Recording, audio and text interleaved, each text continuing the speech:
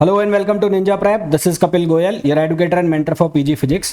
तो UP GDC prelims का exam जो कि 31 मई 2026 यानी कि आज हुआ था, उसका सॉल्यूशन लेकर आप लोगों के सामने हाजिर हूं। और इस लेक्चर के अंदर करीबन 30 से 35 क्वेश्चन हम डिस्कस करेंगे। काफ़ी सारे क्वेश्चन जो हैं वो गलत भी लग रहे हैं मेरे को, तो एक बार आप लोग क्रॉस चेक कर लेना, है ना। आप भी अपने एंड पे चेक कर लेना उनको, और बाकी के जो रिमेनिंग पार्ट है उसको मैं कल अपलोड कर दूँ। तो चलिए स्टार्ट करते हैं। अच्छा, पहले वीडियो को लाइक जरूर कर लेना, चैनल को सब्सक्राइब जरूर कर लेना अगर नहीं किया है तो। पहला जो क्वेश्चन है उसमें बोला है for an electromagnetic wave sigma greater than omega E, good conductor के लिए पूछ रहा है। तो गुड कंडक्टर के लिए हमारे पास जो फेज डिफरेंस पूछा है गुड कंडक्टर के लिए, तो गुड कंडक्टर के लिए फेज डिफरेंस होता है π/4, है ना। गुड कंडक्टर के लिए होता है π/4। और अगर आपसे बैड कंडक्टर का पूछे, इसका पूछे बैड कंडक्टर का, तो बैड कंडक्टर का निकालते हैं tan inverse sigma upon omega E. तो गुड कंडक्टर का पूछा है, तो गुड कंडक्टर का हमारे पास आंसर आ जाएगा डी, आ जाएगा π/4। तो π/4 आंसर होगा इसका, है ना। बाकी डिटेल में इतना जाने की जरूरत है नहीं, π/4 आंसर होगा। दूसरा है Hamiltonian of a system H equals to px² upon 2m plus vx। तो इसका हमें चाहिए हैमिल्टोनियन, तो आंसर आएगा सी। निकालेंगे कैसे? H जो H का कम्यूटेटर सॉल्व करना है, तो H की जगह आप सब्सटीट्यूट कर दोगे px² अपॉन 2m, तो यहाँ से कम्यूटेशन ये बन जाएगा vx, और ये x vx का कम्यूटेशन 0 हो जाएगा इसका, और यहाँ से x px² का बचेगा। तो x px n का कम्यूटेशन क्या होता है? ये होता है n आयोटा h कट और px n-1। तो इसी तरह से यहाँ पर 2 आयोटा h कट px बनेगा, 2 से 2 कटेगा, तो आंसर आएगा iota h cut px upon m। Next है which of the following decay is forbidden. तो यहाँ पर देखो, ये जितने भी हैं ये सारे के सारे अलाउड है, ये जितने भी हैं सारे के सारे अलाउड हैं। ये पहला वाला जिसमें सारे कंजर्वेशन लॉज फॉलो हो रहे हैं, चार्ज लेप्टॉन और मूव ऑन लेप्टॉन। दूसरा वाला जो है जिसमें हमें ओमेगा का जो है डिके दिखाया गया है, तो उसमें भी चार्ज, बेरन नंबर, स्ट्रेंजनेस नंबर सब क्या हो रहे हैं? कंजर्व हो रहे हैं। तीसरा वाला जो रो का है, रो में भी हमारे पास आइसोस्पिन पैरिटी कंजर्व हो रही है, चार्ज कंजर्व हो रहा है। और चौथा जो है हमारे पास, उसमें भी हमारे पास जो एंगुलर मोमेंटम है पैरिटी, वो कंजर्व हो रहा है। तो यहाँ पर तो सारे के सारे अलाउड हैं, ये सारे के सारे अलाउड हैं। तो मेरे को तो इनमें से कोई ऑप्शन लगता नहीं है, तो ये मेरे हिसाब से तो यहाँ पर कोई ऑप्शन मैच नहीं हो रहा, है ना। तो none of the following option is forbidden, none of the following are और फॉरबिडन, तो इनमें से कोई फॉरबिडन है नहीं। बाकी आप चेक कर लेना एक बार। पॉइंटिंग वेक्टर एस, तो पॉइंटिंग वेक्टर एस तो आ जाएगा, सी आ जाएगा इसमें। तो नेक्स्ट यहाँ पर आपको पूछा है रेजिस्टेंस आर एल की वैल्यू पूछिए मैक्सिमम पावर ट्रांसफर पावर के लिए। तो थेवेनिन्स रेजिस्टेंस थ्योरम लगाएंगे। अगर हम थेवेनिन थ्योरम लगाएं, थेवेनिन थ्योरम, तो थेवेनिन थ्योरम के अकॉर्डिंगली आर एल से देखेंगे, if seen from R L, तो अगर इसको आर एल से देखेंगे तो 40 वोल्ट जो है उसको हम रिमूव कर देंगे, और उसको रिमूव कर देंगे तो हमारे पास आर इक्विवेलेंट कितना बनेगा? ये बनेगा 4 + 3 × 6 अपॉन 3 + 6, तो यहाँ से बन जाएगा ये 6 ओम। और फॉर मैक्सिमम पावर, तो मैक्सिमम पावर के लिए क्या होगा? आर एल बराबर हो जाएगा आर, तो आर एल बराबर आर कितना हो जाएगा? 6 ओम। तो आंसर हमारे पास क्या आ जाएगा? 6 ओम आ जाएगा। Next, the coordinate of uniform triangular lamina, centre of mass निकालना है। तो एक्स बार जो है वो कितना हो जाएगा? वो हो जाएगा 0 + 0 + 12 अपॉन 3, तो ये बनेगा 4। और वाई बार जो है वो हो जाएगा 0 + 9 + 0 अपॉन 3, तो ये बनेगा 3। तो यहाँ से एक्स बार वाई बार इसकी वैल्यू हो जाएगी 4 और 3, तो आंसर आ जाएगा D. Next, an electron is confined. अच्छा, अब इसका मैं बता दूं तुम्हें, अगर आप इसको इससे निकालोगे delta X delta P greater than equals to H cut upon 2, H cut upon 2, तो वहां से इसका आंसर नहीं आएगा। इसी तरह से आप इसका आंसर निकालोगे delta X delta P greater than equals to H cut, तो यहाँ से भी नहीं आएगा। इसका आंसर कहाँ से निकलेगा? Delta X delta P greater than equals to H, तो यहाँ से इसका आंसर आएगा। अब ये अलग अलग टेक्स्ट बुक्स के हिसाब से अलग अलग है, तो इसके हिसाब से इसका आंसर निकालोगे तो फिर तुम्हारा आंसर आ जाएगा कौन सा? ये वाला बी। इस वाले के हिसाब से ये आंसर आएगा बी। अब पता नहीं इसको सही मानेंगे गलत मानेंगे, पर आंसर इसके हिसाब से आएगा। Next, what is the distance of closest approach of a 2 mega electron volt. तो यहाँ पर आपको क्या करना है, यहाँ पर पोटेंशियल एनर्जी को बराबर कर देना है काइनेटिक एनर्जी के। पोटेंशियल एनर्जी के Z E square upon R equals to 2 mega electron volt. तो ई स्क्वायर अपॉन के ई स्क्वायर, इसकी जो वैल्यू होती है वो होती है 1.44 मेगा इलेक्ट्रॉन वोल्ट। तो यहाँ से अगर हम इसको सॉल्व करेंगे तो हमारे पास बनेगा Z upon R equals to 2 upon 1.44। 2 upon 1.44 हमें निकालना है आर। तो जेड की वैल्यू कितनी है 79, ये हो जाएगा 1.44 अपॉन 2। तो यहाँ से आर की जो वैल्यू आएगी वो आएगी 5.69, 5 इंटू 10 पावर माइनस 14। तो आंसर हमारे पास ए आएगा, ए। नेक्स्ट, एन इलेक्ट्रॉन हैज, देखो यहाँ पे भी वही सेम कहानी है। यहाँ पर भी अगर आप delta P delta X greater than equals to H cut upon 2 से निकालोगे नहीं आएगा। Delta P delta X greater than equals to H cut से निकालोगे नहीं आएगा। Delta P delta X lump sum equals to H बराबर करके निकालोगे तो उसके हिसाब से निकालोगे तो आंसर तुम्हारा आ जाएगा बी, है ना। करना क्या है तुम्हें, यहाँ से निकालना है delta X equals to H upon M delta V करना है। तो h की वैल्यू हो जाएगी 6.634 इंटू 10 पावर माइनस 34 और मास जो है वो हो जाएगा 9.1 into 10 power minus 31। Delta v कैसे निकालोगे, आपको 0.004% दिया है, कितने का है वो 500 का, तो यहाँ से आ जाएगा 0.02। तो यहाँ पर आपको रखना है 0.02 और उसके बाद आपका आंसर बनेगा बी, तो वो भी इससे आएगा। तो ये हो सकता है एक ही टेक्स्ट बुक से उठाए हुए क्वेश्चन हो सारे। Next, 1 kilogram of water. अब देखो ये है कैलकुलेटर वाला क्वेश्चन है, इसमें चाहिए कैलकुलेटर, तो कैलकुलेटर है तो इसको कर ले जाओगे। तो यहाँ डेल्टा एस बराबर हो जाएगा एम सी, ये हो जाएगा D T upon T, T1 से T2। तो यहाँ बनेगा M C L N T2 upon T1। तो ये हो जाएगा 1000, एम है 1 किलोग्राम, एल एन ये हो जाएगा 373 अपॉन 273। तो यहाँ से सॉल्व करोगे तो इसका आंसर आएगा 312, जो कि ऑप्शन हो जाएगा डी। अभी कैलकुलेटर वाला क्वेश्चन है।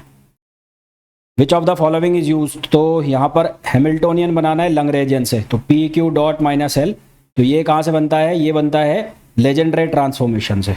ये किससे होता है, लेजेंड्रे से होता है। हैमिल्टोनियन में मैंने बताया भी है कि कौन सा ट्रांसफॉर्मेशन लगता है, लेजेंड्रे लगता है। Next, what type of technique is FTIR spectroscopy. FTIR मतलब फरियर ट्रांसफॉर्म इंफ्रारेड स्पेक्ट्रोस्कोपी। तो ये होती है absorbance technique. Next, which of the following pair is not correct match for polarity.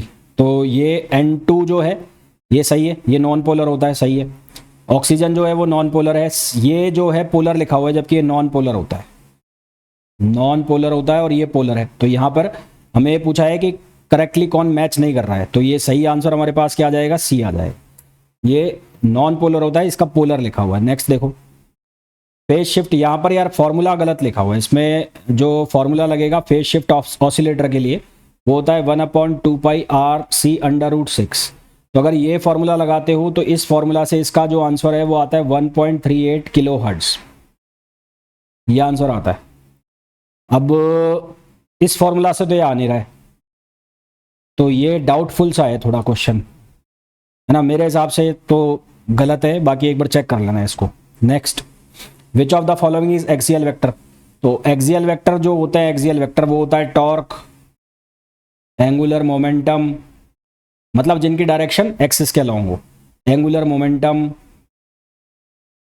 Angular velocity, है ना।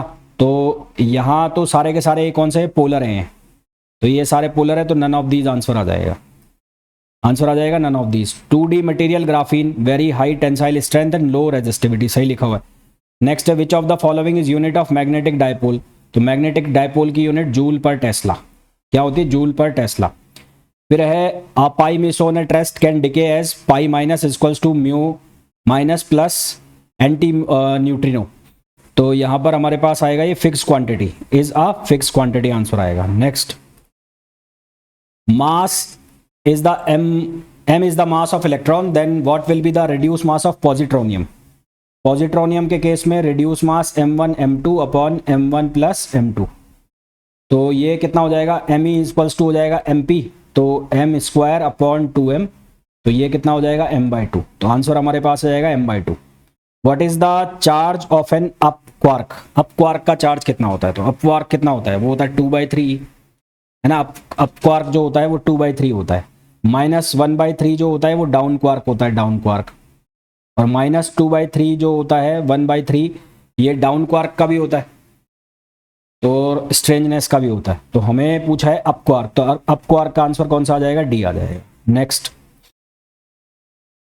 स्फेयर का डायमीटर दिया है 5 सेंटीमीटर, इस charge to a potential of 100 volt, outward pull force निकालना है। तो E इक्वल्स टू होता है V/R। तो E, V की वैल्यू हो गई 100 और R जो है, R 5 सेंटीमीटर है डायमीटर, तो ये हो जाएगा कितना? 0.025। तो यहाँ से E आ जाएगा 4000। फिर हमें निकालना है फोर्स, पुल फोर्स पर यूनिट एरिया, यानी कि प्रेशर निकालना है। तो इसका फॉर्मूला होता है ε E²/2। तो ये हो जाएगा 8.85 इंटू 10⁻⁻12/2। और E मतलब 4 का स्क्वायर 16 और 10⁻6 ये। तो यहाँ से सॉल्व करेंगे तो कितना बनेगा ये? यहाँ से सॉल्व करेंगे 8.85 इंटू 4 का स्क्वायर 16 डिवाइड बाय 2, 7.08 के आसपास बनेगा। तो ये बनेगा 7.08 इंटू 10⁻⁻5, 12 6 5। हाँ, तो यहाँ पर तो कोई ऑप्शन ही नहीं है। तो भाई यहाँ पर तो कोई ऑप्शन नहीं है, तो ये ऑप्शन ही मैच नहीं हो रहे। तो ये भी डाउटफुल है, एक बार इस क्वेश्चन को देख लेना भाई, ये भी डाउटफुल है। फिर अगला है about SQUID super conducting quantum interference device, which one of the following statement is incorrect? Used in MRI, बिल्कुल सही है। It is not used in MRI. It allows measurement, it is not used in MRI. B जो है वो गलत लिखा हुआ है, बी जो है वो गलत लिखा हुआ है। नेक्स्ट, फ्लिप फ्लॉप जो होता है बाई स्टेबल मल्टी वाइब्रेटर होता है, यानी कि 2 स्टेबल स्टेट होती है। तो ये होता है by stable multi vibrator, by stable multi vibrator. तो इसके लिए Q इक्वल्स टू 1 और Q बार 0, और Q0 तो Q बार कितना होता है? 1 होता है। तो 2 स्टेबल स्टेट्स होती है। नेक्स्ट है the Cartesian coordinate of a point R 2 -2 3 in arbitrary units, what will be the value of z coordinate in cylindrical coordinate system? R equals to x² plus y², और phi की जो value है वो हो जाएगी tan inverse और y/x। ठीक, तो यहाँ से कितना आ जाएगा? ये आ जाएगा 2 का स्क्वायर 4 और 4, तो ये तो हो जाएगा √8। और फाई जो है उसकी वैल्यू हो जाएगी tan इनवर्स, y की वैल्यू है -2 और 2, तो ये tan इनवर्स -1। tan इनवर्स -1 का मतलब कितना हो गया? 135 डिग्री हो गया। उसके बाद z कोऑर्डिनेट, तो z कोऑर्डिनेट तो जो है वही रहेगा, सिलेंड्रिकल कोऑर्डिनेट में 3 रहेगा। तो आंसर क्या आएगा? 3 आएगा। Next, the coordination number and number of atoms per unit cell in FCC, तो 12 4। फिर the term Maxwell added to Ampere's law in the free space, तो displacement, current density, μ0 ε0 del E upon del t. Next है the exciting line in an experiment is 15460 Armstrong and the Stokes line is at 5520, the wavelength of anti-Stoke line। तो formula होता है हमारे पास 1/λ0 1/λs equals to 1/anti-Stoke minus 1/λ0। तो यहाँ से हमारे पास बनेगा 1/λas इक्वल्स टू, ये हो जाएगा 2/λ0 माइनस 1/λs। तो यहाँ से हम सॉल्व करेंगे तो λas की जो वैल्यू आएगी वो आएगी 5320 आर्मस्ट्रॉन्ग। क्या आंसर आ जाएगा? बी आएगा, बी। नेक्स्ट है a clock keep correct with what speed should be it move relative to an observer so that it may seems to lose 2 minutes in 24 hours। तो delta T upon T, 2 minutes in 24 hours यानी कि 24 into second 60, तो ये हो जाएगा 1/720। तो time dilation का formula use करना है, टाइम डायलेशन। तो टाइम डायलेशन से delta T equals to delta T 1 - v² upon c², क्योंकि v लेस देन c है। तो यहाँ से delta T prime upon T की जो वैल्यू है वो बराबर हो जाएगी किसके? v² upon 2c²। तो यहाँ से हम फॉर्मूला यूज़ करेंगे तो 1/720 equals to V square upon 2 square. तो v की जो वैल्यू निकलेगी वो निकलेगी 1.58 इंटू 10⁻7। तो आंसर हमारे पास क्या आएगा, b आएगा। यहां से सॉल्व करना पड़ेगा यार इसको, v की वैल्यू निकालनी ना, एक बार निकाल लेता हूं मैं। तो ये बनेगा हमारे पास v स्क्वायर 2 इंटू 3 का स्क्वायर 9 और 10⁻8 16 और ये 720। तो ये हो जाएगा 9 इंटू 2/720 और इसको मल्टीप्लाई कर देता हूँ मैं 100 से और इसका निकाल देता हूँ रूट। तो 1.58 इंटू 10⁻7 बी आएगा बी। तो 1.58 इंटू 10⁻7 बी आ जाएगा। वेलोसिटी निकालनी है, बी नहीं सी आएगा, सी। वेलोसिटी निकालनी है तो मीटर पर सेकंड आएगा, ये मीटर स्क्वायर पर सेकंड है, सी आएगा। भाई गड़बड़ मत कर देना जैसे मैंने कर दिया। Next, what is the number of atoms in FCC unit cell, 4 आएगा। फिर है find the Laplacian of the scalar field, तो इसका आंसर सी आएगा। लैप्लासियन निकालना है del square V upon del X square, del square V upon del Y square, del square V upon del Z square करना है। ये answer आ जाएगा एग्जैक्ट सॉल्व करोगे तो। The number of alpha particles scattered at, इसके लिए number of alpha particle is reciprocal to square होता है, तो आंसर आ जाएगा डी। पहला है magnitude of the current is proportional to light intensity, solar cell के लिए बिल्कुल सही है।